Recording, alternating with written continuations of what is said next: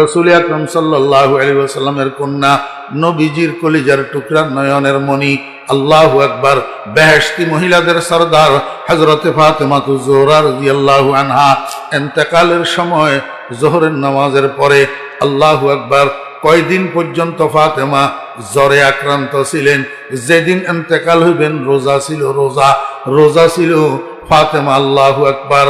আগের রাত্রে নবীজিকে স্বপ্ন দেখছে, নবীজিকে স্বপ্নের মধ্যে দেখছে গভীর রাত্রে মুহাম্মদুর রাসূলুল্লাহ সাল্লাল্লাহু আলাইহি ওয়াসাল্লাম ফাতেমার ঘরে ঢুকি অন্ধকারের মধ্যে কি যেন তালাশ করে।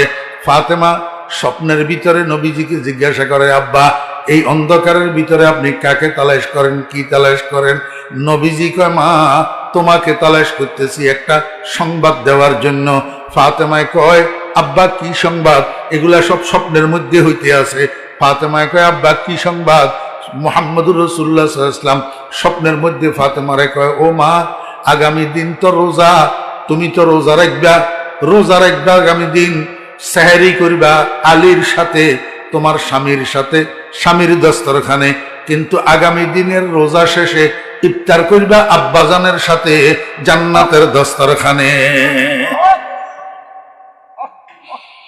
আমার বেইরা দোস্তাবাব, স্বপ্ন দেখি ঘুম ভাঙি গেছে। হযরতে ফাতেমা রাদিয়াল্লাহু আনহা বিচলিত হইয়া গেছেন, এটা কি দেখলাম? যথা সময়ে সেহরির সময় হয়েছে। হযরতে আলী রাদিয়াল্লাহু আনহু ঘুম থেকে উঠছেন, স্বামী স্ত্রী দুজনে সেহরি করছেন, কিন্তু ফাতেমা আলীর স্বপ্নের কথা কয় না, কারণ এই স্বপ্নের কথা কইলে আলীর সেহরি খাওয়া আর হবে না, এটা ফাতেমা বুঝে, এই জন্য কয় না। দুজনে সেহরি খাইছে। সেহরি খাওয়ার পরে হযরতে আলী রাদিয়াল্লাহু আনহু মসজিদে চলে গেছেন ফজরের নামাজ পড়ার জন্য।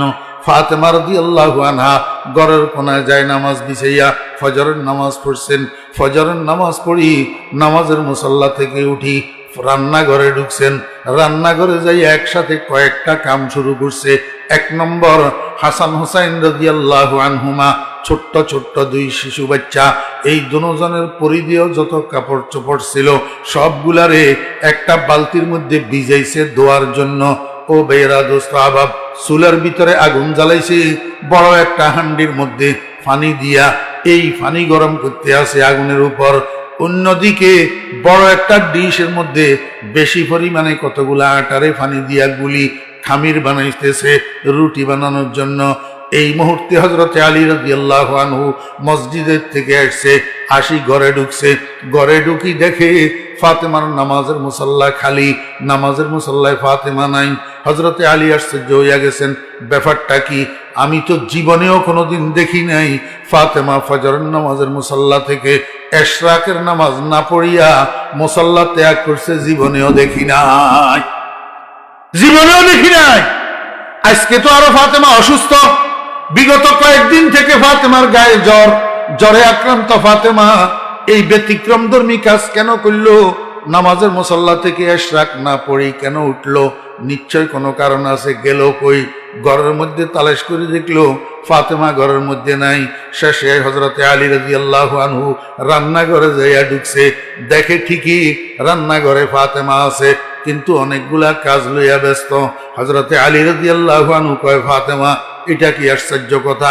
আমি তো জীবনেও কোনোদিন তোমাকে আল্লাহু আকবার ফজরের নামাজের পরে এশরাক না পড়িয়া নামাজের মুসল্লা থেকে উঠতে দেখি নাই।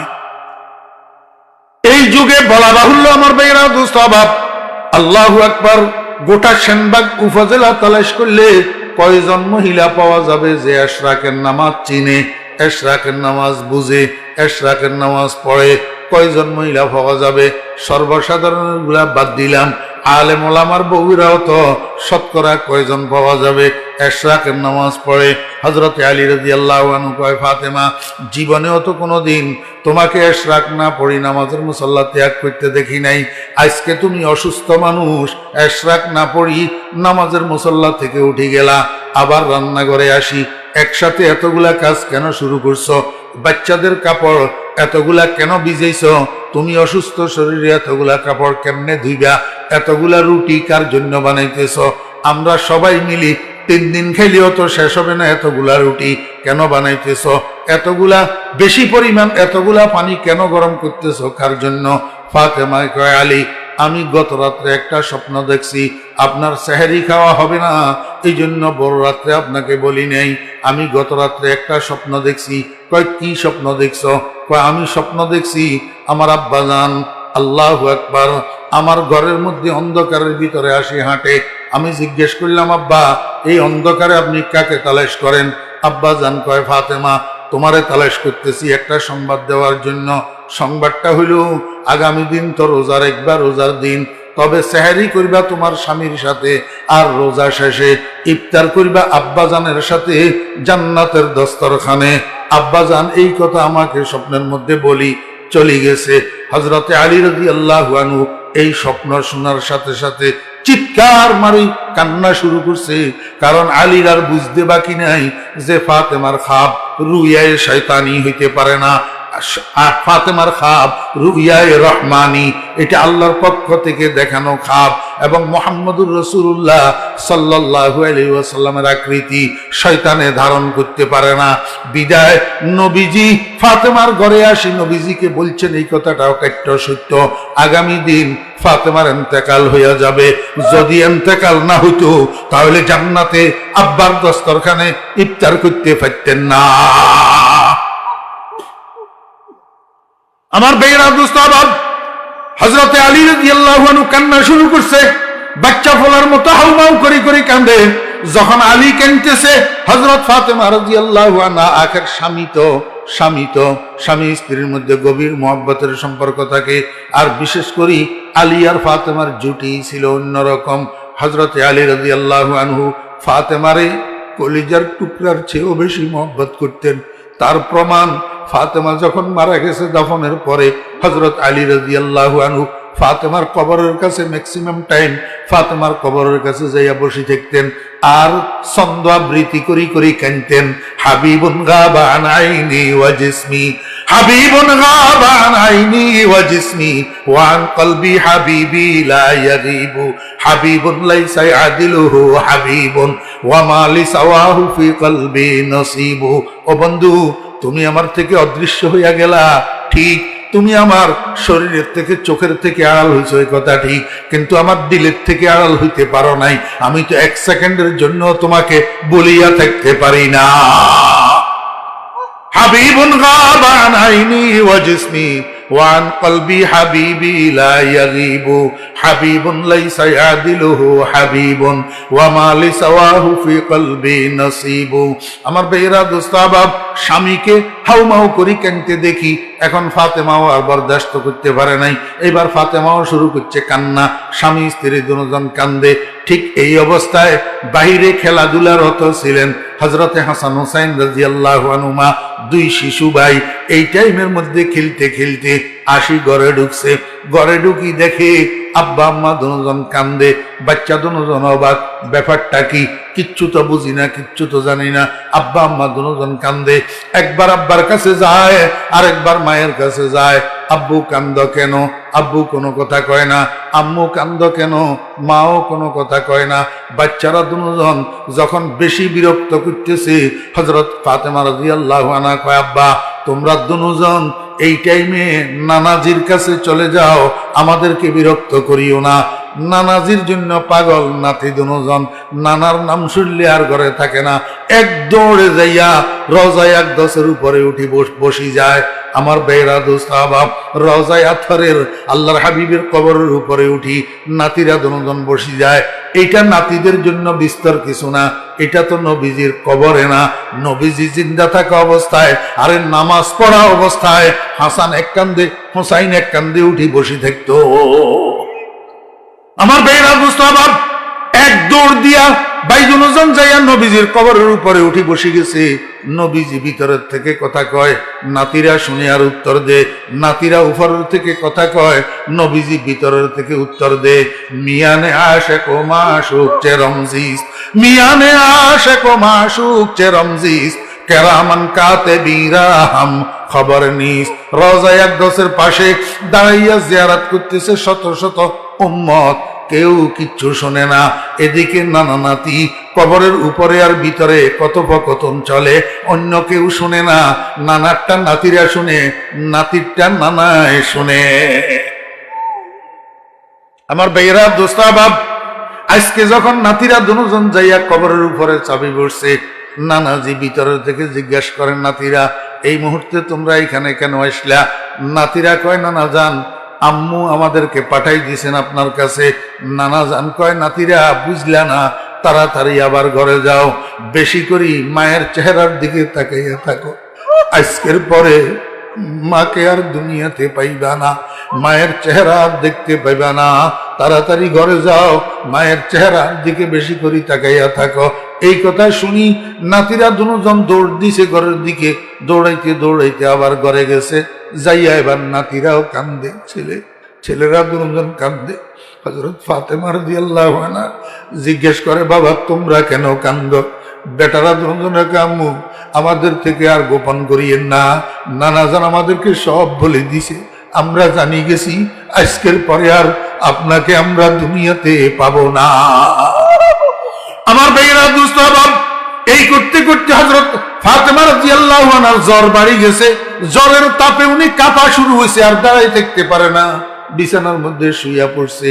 আমার ভাইয়েরা, হযরতে ফাতেমা রাদিয়াল্লাহু আনহা কয়, ও আমার বেটা হাসান, তোমার আব্বারে একটু ডাকি আনো, তোমার আব্বার সাথে আমার কথা আছে। হযরতে হাসান রাদিয়াল্লাহু আনহু যাইয়া হযরত আলী রাদিয়াল্লাহু আনহুকে ডাকি আনছে। আনার পরে ফাতেমায় কয়, আলী আপনার সাথে আমার দুইটা কথা আছে। কয়, কি কথা কও না? কয়, এক নম্বর কথা হইল, আমি যেই দিন থেকে আপনার ঘরে আপনার স্ত্রী হইয়া আসছি, সেই দিন থেকে আপনার কোনো খেদমত করতে পারি নাই, কোনো হক আদায় করতে পারি নাই। আল্লাহর ওয়াস্তে এই কারণে যদি আপনি কিয়ামতের ময়দানে আমার বিরুদ্ধে আল্লাহর আদালতে মামলা করেন, তো আমি কন্যার কারণে আমার আব্বা রাহমাতুল লিল আলামিন কোটি কোটি মানুষের সামনে শর্মিন্দা হবে। আমি চাই না আমি সন্তানের কারণে আমার আব্বা কিয়ামতের ময়দানে শর্মিন্দা হোক। আপনার হাত ধরি আপনি আমাকে জিন্দা থাকতে একটু মাফ করে দিলেন কিনা বলেন না? আমার ভাইয়েরা, দোস্তাবাব, হযরত আলী রাদিয়াল্লাহু আনহু গপ করে ফাতেমার হাত ধরছে। ফাতেমার হাত ধরেই কয়, ফাতেমা তুমি এটা কি কইলা? যেদিন থেকে আল্লাহু আকবার আমি তোমাকে আমার স্ত্রী বানাইয়া ঘরে উঠেছি, আমি তো কোনোভাবেই তোমার উপযুক্ত ছিলাম না। তুমি তো রহমতুল লিল আলামিনের কন্যা, তুমি তো দোজাহানের সম্রাটের মেয়ে, আমি কোনোভাবেই তোমার উপযুক্ত ছিলাম না। তোমার আব্বা দয়া করি মায়া করি আমার হাতে তোমারে উঠাইয়া দিছে। যেদিন থেকে তোমাকে আমি ঘরে নিয়ে আসছি, সেই দিন থেকে আজকে পর্যন্ত পেট ভরাইয়া এক বেলা খানাও তো তোমারে খাওয়াইতে পারি নাই, ভালো একটা কাপড়ের জামা তোমাকে পরাইতে পারি নাই, ভালো একটা বিছানায় তোমাকে শোয়াইতে পারি নাই। রহমতুল লিল আলামিনের কন্যা, তোমার যে সেবা করার দরকার ছিল, যে খেদমত করার দরকার ছিল, সেটা আমি করতে পারি নাই। এই কারণে কিয়ামতের ময়দানে রহমতুল লিল আলামিনের কাছে আমার জন্য নালিশ করিবানি কোনো কও, জিন্দা থাকতে আমারে একটু মাফ করিয়া দিয়া যাও। আমার ভাইরা, স্বামী স্ত্রীর হাত ধরিয়া কান্দে, স্ত্রীর স্বামীর হাত ধরিয়া কান্দে, একজন একজনের কাছে মাপ চায়। আমার মা বোনেরা, স্বামী স্ত্রীর জীবনটা কেমন হওয়া দরকার এইখান থেকে আপনারা একটু বুঝি নেন না। আমরা তো রাত দিন ঘরের ভিতরে স্বামী স্ত্রী ঝগড়া মারামারি আর ফিটাফিটির মধ্যে লিপ্ত থাকি। স্বামী স্ত্রীর মা বাপ ধরিয়া গালাগালি করি, স্ত্রীর স্বামীর মা বাপ ধরিয়া গালাগালি করি। অথচ দোজাহানের সম্রাটের মেয়ে ফাতেমা মৃত্যুর সময় স্বামীর হাত ধরিয়া কান্দে আর মাপ চায়, আবার স্বামী স্ত্রীর হাত ধরিয়া কান্দে আর মাপ চায়। আল্লাহু আকবার। আমার ভাইরা, দোস্তাবাব, হযরত ফাতেমা রাদিয়াল্লাহু আনহা কয়, আলী আপনার সাথে আমার আরেকটা কথা, এই কিছুক্ষণের মধ্যে আমি ইন্তেকাল হইয়া যাবো, কারণ আমারও তো আব্বা বলছে আব্বার সাথে ইফতার করতে হবে, তাহলে ইফতারের আগে আমার ইন্তেকাল হবে, আমি মারা যাব। সামনের রাত্রি আপনার কাছে আমার একটা অনুরোধ, আমার দাফন কাফনটাকে আগামী দিন সকাল পর্যন্ত বিলম্ব করবেন না। আমার জানাজায় শরীক হওয়ার জন্য কোনো বেগানা মানুষকে দাওয়াত দিবেন না। আপনারা যারা আছেন নিজেরা নিজেরা জানাজা পড়ি, নিজেরা রাত্রের অন্ধকারে আমাকে দাফন করে দিবেন। কোনো বেগানা পুরুষ যেন আমার জানাজায় আর দাফনে অংশগ্রহণ না করে। হযরত আলী রাদিয়াল্লাহু আনহু কয়, ফাতেমা এটা কি কথা কইলা? তুমি দোজাহানের সম্রাটের মেয়ে, তুমি মুহাম্মদুর রাসূলুল্লাহ সাল্লাল্লাহু আলাইহি ওয়াসাল্লামের কন্যা, তোমার ইন্তেকালের খবর শুনলে চতুর্দিক থেকে ঝাঁকে ঝাঁকে মানুষ আসবে তোমার দাফন কাফনে শরীক হওয়ার জন্য, তোমার জানাজায় অংশগ্রহণ করার জন্য। তুমি এই কথা কেন বলতেছ? ফাতেমা কয়, আলী বুঝলেন না। যারা আমার জানাজা পড়ার জন্য আসবে, যারা আমাকে দফন করার জন্য আসবে, তারা আমার খাটিয়ার দিকে তো তাদের দৃষ্টি পড়বে, খাটিয়ার উপরে আমি শোয়া থাকবো, আমার লাশের দিকে তাদের নজর পড়বে। তারা হয়তো কাফনের কাপড় মোড়ানো থাকার কারণে আমার চেহারা দেখবে না, আমার শরীরের রং দেখবে না, কিন্তু কাফনের কাপড়ের উপর দিয়া আমার শরীরের গঠনটা তো তারা বুঝতে পারবে। মুহাম্মদুর রাসূলুল্লাহ সাল্লাল্লাহু আলাইহি ওয়াসাল্লামের কন্যা ফাতেমা কতটুকু লম্বা ছিল, কিরকম হালকা ছিল, কিরকম মোটা ছিল, এইটুকু তো তারা বুঝতে পারবে। আমার শরীরের উপরে এতটুকু দৃষ্টি পড়া আর এতটুকু খেয়াল করা, এইটাকেও আমি পর্দার লঙ্ঘন মনে করি। ওরে ময়দানে হাসরে আল্লাহ পাক যদি আমাকে জিজ্ঞেস করে, ও ফাতেমা, তুমি মুহাম্মদুর রাসূলুল্লাহ সাল্লাল্লাহু আলাইহি ওয়াসাল্লামের কন্যা হইয়া এতটুক পর্দা লঙ্ঘন কেন কইলা, আমি আল্লাহর কাছে কি জবাব দিব? এই জন্য আমি চাই আমার মরার পরে আমার লাশের উপরে, আমার কাফনের কাপড়ের উপর দিয়াও বেগানা কোনো পুরুষের নজর যেন না পড়ে।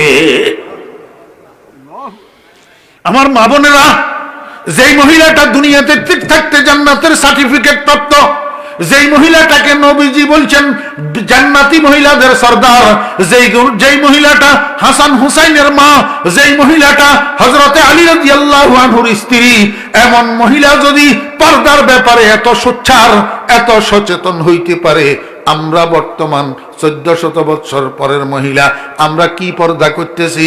আল্লাহু আকবার। আমরা অহরহ অবিরতভাবে বেগানা মানুষের সাথে কথা বলি, বেগানা মানুষের সাথে দেখা করি, পর্দাহীন অবস্থায়, বোরকাহীন অবস্থায় রাস্তায় রাস্তায় মার্কেটে ঘুরা করি। আল্লাহু আকবার। অথচ আল্লাহ পাক রব্বুল আলামিন মুহাম্মদুর রাসূলুল্লাহ সাল্লাল্লাহু আলাইহি ওয়াসাল্লামের স্ত্রীদেরকে জোরে কথা না বলার জন্য, বেগানা পুরুষের কানে কথার আওয়াজ না যাওয়ার জন্য দমকাইয়া কুল করে ফেলতেছে, ইয়া নিসা আন-নবী লাস্তুন্না কাহাদিম মিনান নিসা ইনিত্তাকাইতুন্না ফালা তাখযা'না বিল কওল ফায়াতমা'আল্লাযী ফী কলবিহি মারাদ ওয়া কুলনা কাওলাম মা'রুফা। আমার ভাইয়েরা, মহিলাদের এই পর্দার জন্য 4 জন মানুষ দায়ী। কয়জন? 4 জন। 1 নম্বরে বাপ, 2 নম্বরে ভাই, 3 নম্বরে ছেলে, 3 নম্বরে স্বামী, 4 নম্বরে ছেলে। বলেন না আমার মুখে মুখে? 1 নম্বরে বাপ, 1 নম্বরে বাপ। বাপ মরে গেছে, মহিলার অভিভাবক হইছে ভাই। 3 নম্বরে স্বামী, 4 নম্বরে স্বামী মরে গেছে, মহিলার অভিভাবক হলো ছেলে। আমার ভাইরা, দোস্ত আবাব, একজন মহিলা কেন পর্দা করে না? একজন মহিলা কেন পর্দা বুঝে না? একজন মহিলা কেন পর্দা শিখলো না? এটার জন্য প্রথমত বাপ দায়ী। বাপের হাতের উপর আল্লাহু আকবার। একটা মেয়ে 10 বছর জীবন পার করার পরে আস্তে আস্তে যৌবনে পদার্পণ করছে, আস্তে আস্তে শরীর বেড়ছে। এই সময়ের মধ্যে বাপে তারে পর্দা শিখায় নাই, এই সময়ের মধ্যে বাপে তারে বোরকা চিনায় নাই, এই সময়ের মধ্যে এগানা বেগানা বাপে তারে বুঝাই নাই। এই কারণে মেয়েটা পর্দাহীন হইছে। যখন বাপের বাড়ির থেকে আল্লাহু আকবার বাপ মারা গেছে, এবার বড় ভাই হইছে গার্জিয়ান। বড় ভাইও তারে পর্দার কথা বলে নাই, বড় ভাইও তারে বোরকার কথা বলে নাই, বড় ভাইও তারে এগানা বেগানা চিনাই নাই। এবার কিছুদিন পরে বিয়ে হইছে, স্বামী হইছে তার অভিভাবক, স্বামীও তারে পর্দার কথা বলে নাই, স্বামীও তারে বোরকা চিনাই নাই, স্বামীও তারে রাস্তায় উলঙ্গ ঘুরা যাবে না এই কথা বলে নাই। কিছুদিন পরে স্বামী মারা গেছে, এবার মার দায়িত্ব গেছে ছেলের কাঁধের উপর। ছেলে হইছে সংসারের কর্তা, এই ছেলেও কোনোদিন মারে পর্দার কথা বলে নাই। আল্লাহর হাবিব জনাবে মুহাম্মদুর রাসূলুল্লাহ সাল্লাল্লাহু আলাইহি ওয়াসাল্লাম এই পর্দাহীন মহিলারা কিয়ামতের ময়দানে আল্লাহ পাকের আদালতে যখন দোষী সাব্যস্ত হবে, আল্লাহ পাক যখন জিজ্ঞেস করবে, ও মহিলা, পর্দা কেন করলি না? পর্দা কেন করলি না? পর্দার হুকুম কেন মানলি না? পর্দা করা তো ফরজ ছিল, ফরজে কিফায়া না, ফরজে আইন, ফরজে আইন, ফরজে আইন। পর্দা করা ফরজে আইন, এই ফরজে আইন কেন মানলি না? তখন এই মহিলা 7 জনের বিরুদ্ধে মামলা দায়ের করবে রব্বুল আলামিন।